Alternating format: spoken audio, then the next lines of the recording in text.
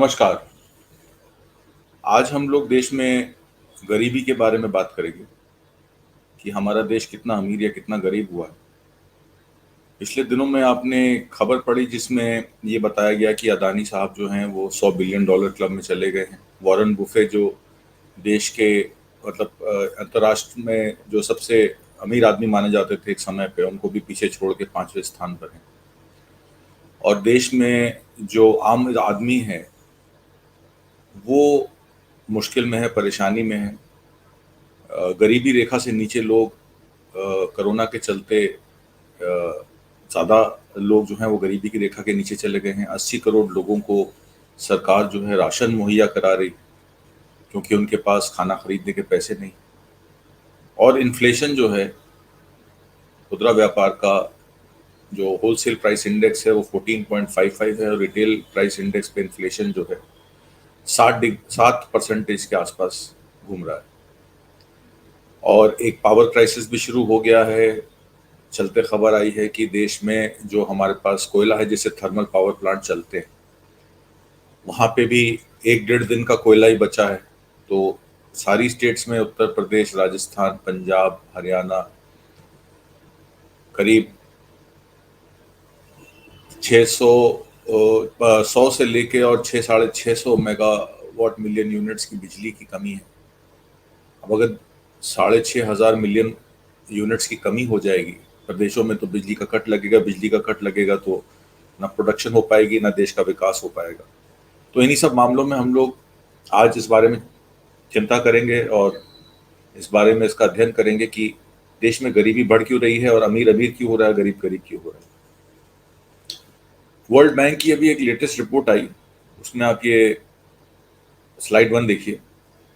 इसमें ये बताया गया कि जो हमारा पॉवर्टी हेड काउंट है, वर्ल्ड बैंक दो तरीके से पॉवर्टी को जो है मेजर करता है, गरीबी को मेजर करता है। एक मेजरमेंट उसकी है कि जो बेसिक रिक्वायरमेंट है एक गरीब आदमी की, वो करीब $2 या कह लीजिए $150 उसको चाहिए अपना पेट पालन करने के लिए। तो $1.99 परचेजिंग पावर पैरिटी पे जो पॉवर्टी है, क्योंकि राशन सरकार ने 80 करोड़ लोगों को मुहैया कराया, करीब 3.5 लाख करोड़ रुपए खर्चा हुआ उसमें।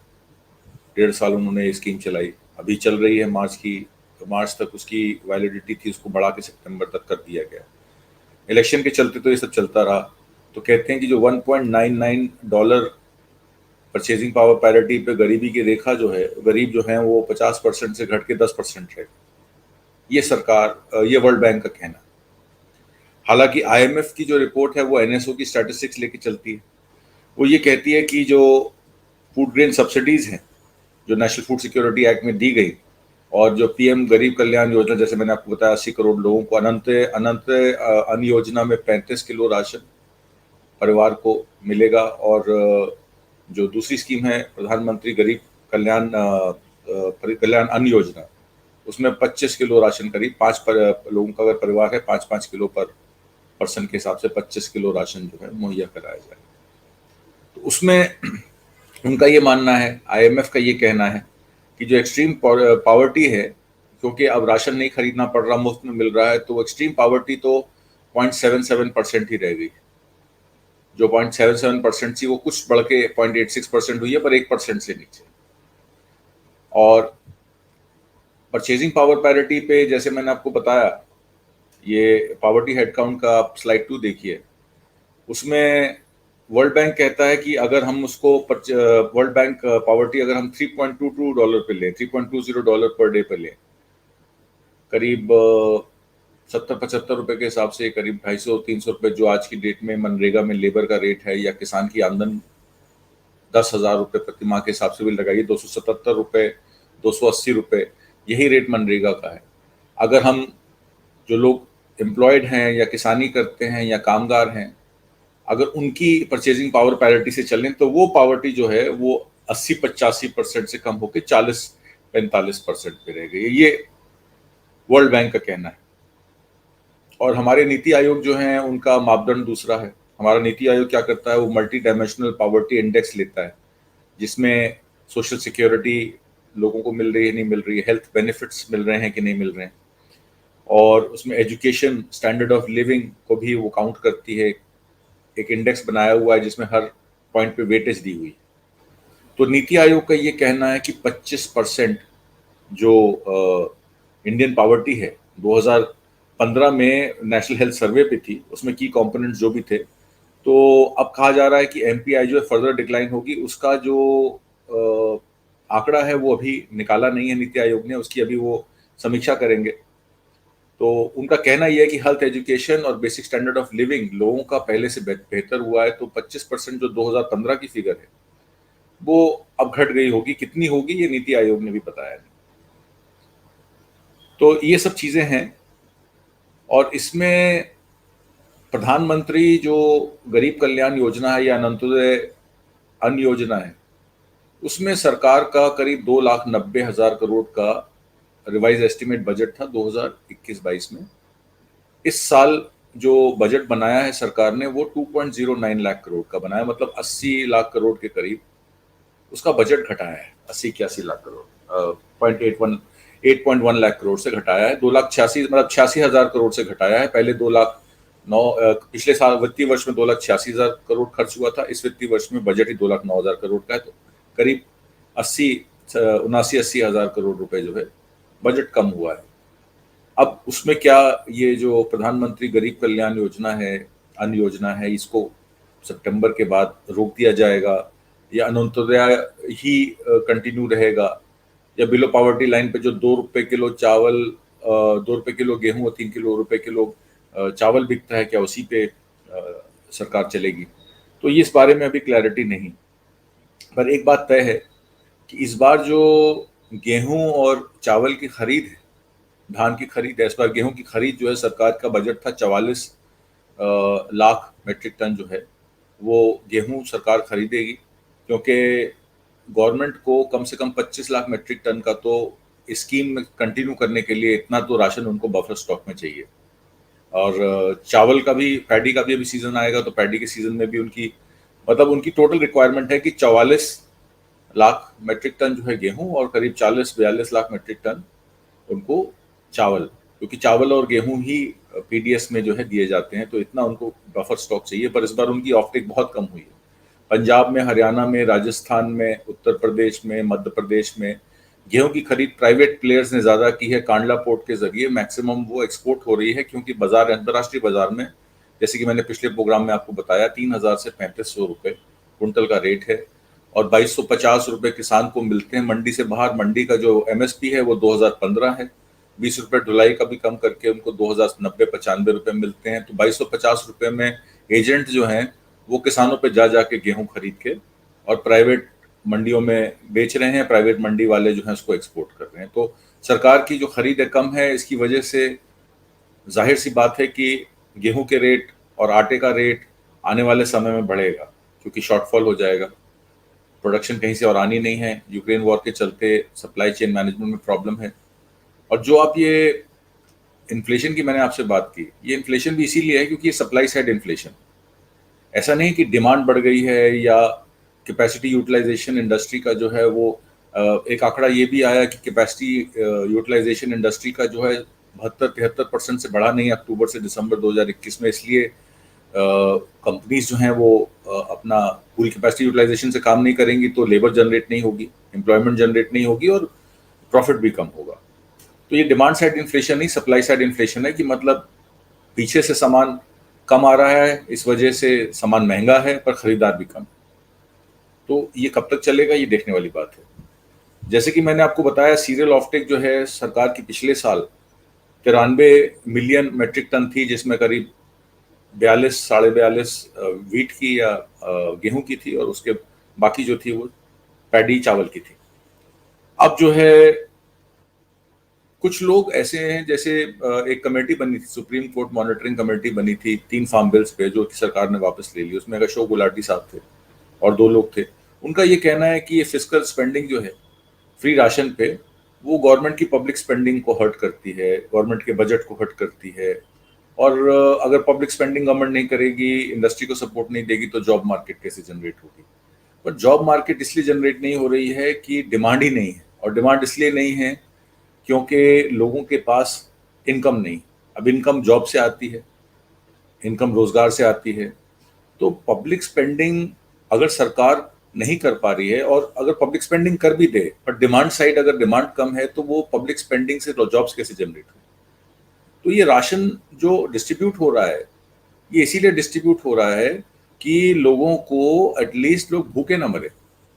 और जब तक मार्केट सिचुएशन ना इम्प्रूव हो इंटरनेशनल मार्केट में, सप्लाई चेन ठीक ना हो कि जो सामान चाहिए प्रोडक्शन के लिए वो टाइम से ना मिले, और उसके बाद जब इंडस्ट्री जो है वो स्टेबलाइज हो जाएगी, तो ऑटोमेटिक से जाहिर सी बात है कि वो जॉब भी जनरेट करेगी और इनकम भी बढ़ेगी। और इनकम बढ़ेगी तो डिमांड साइड पे फिर डिमांड आएगी, तो उसकी वजह से इंडस्ट्री को भी सपोर्ट मिलेगा और लोगों की डिमांड साइड भी बढ़ेगी। तो ये चीज़ है। तो सरकार को ये बात समझनी चाहिए और राशन तब तक कंटिन्यू रखना चाहिए जब तक ये चल रहा है।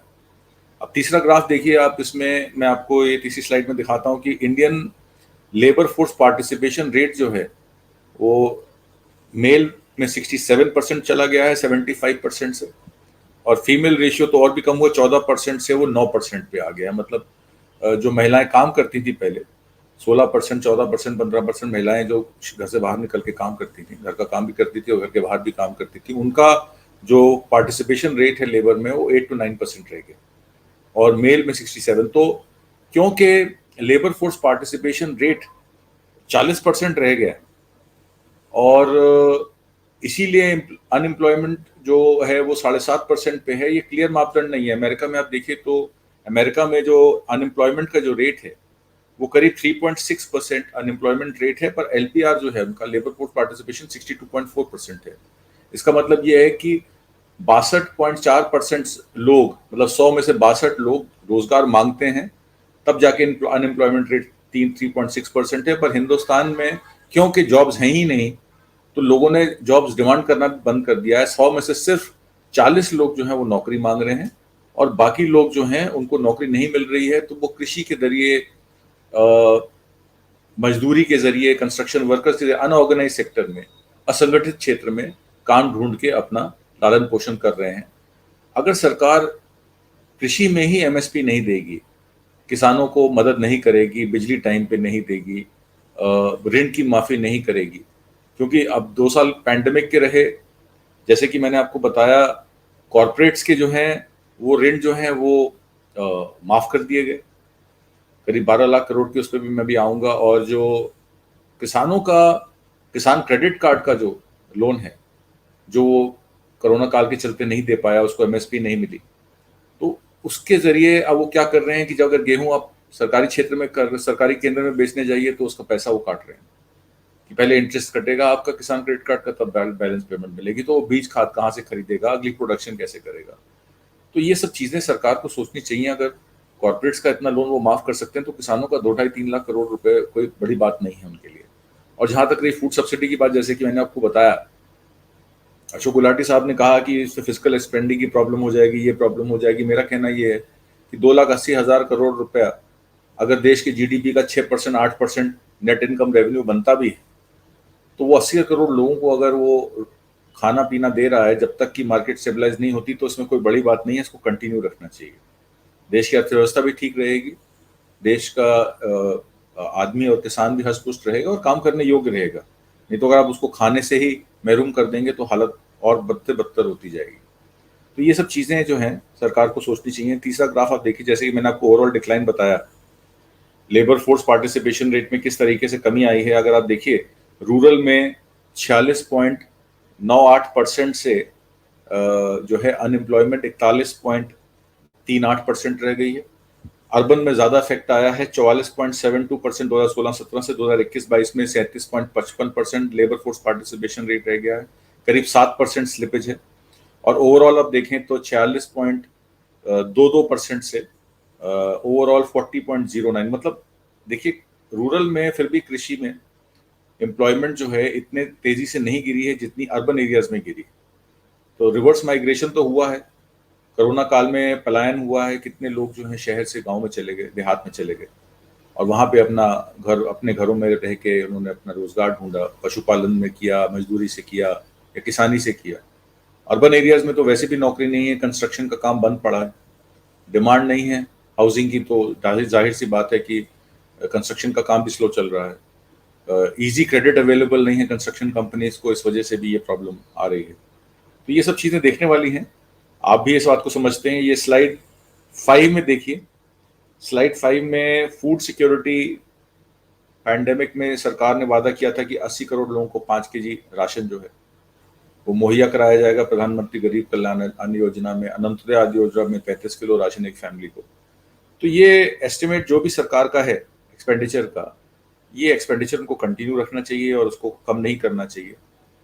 आखिर में मैं आपको ये एक और प्रॉब्लम अभी आई है उसके बारे में डिस्कस करूंगा। 55 लाख किसानों को 41,000 करोड़ का फसल बीमा जिन मौसम केंद्रों के भरोसे, उनमें 50% खराब। मतलब कि मौसम केंद्र जो हैं वो रिपोर्ट अपनी देते हैं, तभी किसान को जो है उसका बीमा कंपनियों से जो भी वो अपना कराते हैं फसल बीमा योजना, उसका कॉम्पनसेशन मिलता है या उसका भुगतान होता है। अब आप देखिए, इसमें बीमा कंपनियों के फायदे का सौदा 2016-17 में प्रीमियम 2564 करोड़ रुपए में प्रीमियम नंबर थे, जिसमें 17,909 करोड़ रुपए का प्रीमियम बीमा जमा कराया गया। क्लेम मात्र 1917 करोड़ रुपए के थे और कंपनी का लाभ जो है वो 647 का। मतलब कि इसमें आप देखिए कि प्रीमियम किस तरीके से जमा कराया जाता है। 2021-22 में 6,005, बीमा की 41,792 करोड़ रुपए, मतलब 41 से 45,000 करोड़ रुपए का बीमा जमा कराया जाता है। क्लेम मात्र उसका 10% भी नहीं है और उसके भुगतान के लिए भी किसान को जो है दर दर भटकना पड़ता है। तो ये चीजें जो है देखने वाली हैं कि सरकार का दायित्व बनता है कि अगर वो प्रधानमंत्री बीमा फसल योजना में अगर उनका बीमा करा के दे रही है, तो 41,000 करोड़ रुपए का बीमा जमा होने के बावजूद किसान का क्लेम जो है वो 10% भी उसको नहीं मिल रहा है। और केंद्र जो उन्होंने, जो सरकार का दायित्व है मौसम केंद्र बनाने, जो रिपोर्ट दें, अगर वही उसमें ही इंफ्रास्ट्रक्चर नहीं होगा तो किसान को उसका रेवेन्यू कहाँ से मिलेगा, उसका बीमा का उसका कॉम्पनसेशन कहाँ से मिलेगा। ये सब बातें हैं जो देखनी चाहिए। लास्ट में मैं आपको स्लाइड दिखाऊंगा जो मैंने आपको बताया कि किस तरीके से जो बड़े कॉरपोरेट हैं उनको बैड लोन्स में कन्वर्ट करके और फिर उनके साथ नेगोशिएट करके किस तरीके से उनको हेयर कट दिया गया। अब ये हेयर कट ऐसा है कि 80 से 90% हेयर कट देके 10 से 11% पैसा लेके उनको बरी कर दिया गया। एसआर का लोन अमाउंट 54,000 करोड़ था और उसको 42,000 करोड़ में रिजॉल्व किया गया, 23% का हेयर कट दिया गया।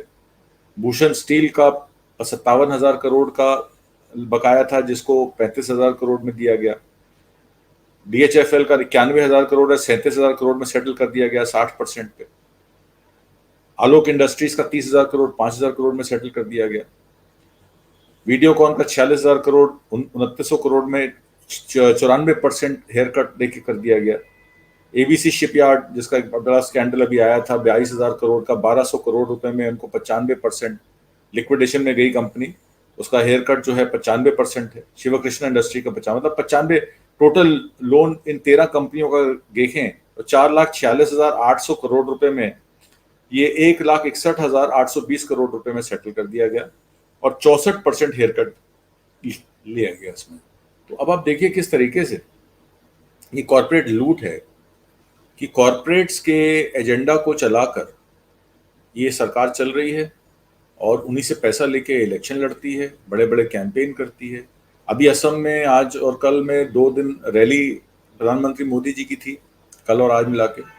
डिब्रूगढ़ में और दूसरे जगह में इन्होंने 7 कैंसर सेंटर और चीज़ें खोल रहे थे। उसमें खबर ये आई कि 29 करोड़ रुपए की गाड़ियां किराए पे ली गई हैं लोगों को प्रधानमंत्री के संबोधन को सुनाने के लिए। अगर इस देश में गरीबी नहीं है तो ये पैसा कहाँ से आ रहा है? इतना अगर गरीब देश है हमारा, 80 करोड़ लोगों को राशन मुफ्त मुहैया कराने की चीज़ें चल रही हैं, तो 29 करोड़ रुपए के किराए पे गाड़ियां ला के असम सरकार जो है क्या दिखाना चाहती है कि प्रधानमंत्री मोदी जो हैं वो देश के बहुत प्रिय प्रधानमंत्री हैं और लोग खुद चल चल कर उनके भाषण को, उनके वक्तव्य को सुनने आते हैं। तो ये सब बातें देखनी पड़ेगी कि जो फजूल खर्ची है उसको रोकना पड़ेगा। देश को अगर हमें अग्रसर बनाना है, देश में अगर हमको जॉब जनरेट करनी है, देश में लोगों को सही मायने में प्रोग्रेस दिखानी है, तो ये फालतू के खर्चे करने से बचना चाहिए। NFSA स्कीम को, नेशनल फूड सिक्योरिटी एक्ट में जो भी स्कीम चल रही है 2,80,000 90,000 करोड़ का जो खर्चा है वो सरकार को कंटिन्यू करना चाहिए और इसमें कोई कोताही नहीं बरतनी चाहिए और इस तरीके से देश का विकास में अग्रसर होकर साथ चलकर MSP जो है वो 23 की 23 फसलों पे सरकार को देनी चाहिए, क्योंकि फूड सिक्योरिटी में हमारा जो रैंक है वो करीब 71 है 113 देशों में। 113 देशों में 71 रैंक है हमारा फूड सिक्योरिटी में, हम अभी इतने कारगर नहीं हैं। तो अगर मान लीजिए वीट का इंटरनेशनल या गेहूं का इंटरनेशनल प्राइस जो है वो 2,800 3,000 या 3,500 रुपए कुंटल चला गया, तो पहले NFSA की स्कीम में हमको अपने को सिक्योर करना चाहिए कि 44 लाख मेट्रिक टन अगर सरकार का टारगेट था इस रबी की क्रॉप में उनको इकट्ठा करना, तो उनको पहले ये मैनेज करना चाहिए, उसके बाद ही एक्सपोर्ट अलाउ करना चाहिए। नहीं तो कल को प्राइसेस डोमेस्टिक बढ़ जाएंगे, फिर उसके बाद एक्सपोर्ट बैन लगाएगी तो उसका कोई फायदा नहीं है। उससे पहले ट्रेडर्स अपना पैसा कमा चुके हैं और कमा चुके हैं। तो इन्हीं सब बातों को करते हुए मैं आपसे इस प्रोग्राम में विदा लेता हूं। अगले शुक्रवार को फिर किसी नए सब्जेक्ट पे बात करेंगे, तब तक के लिए आज्ञा दीजिए। नमस्कार।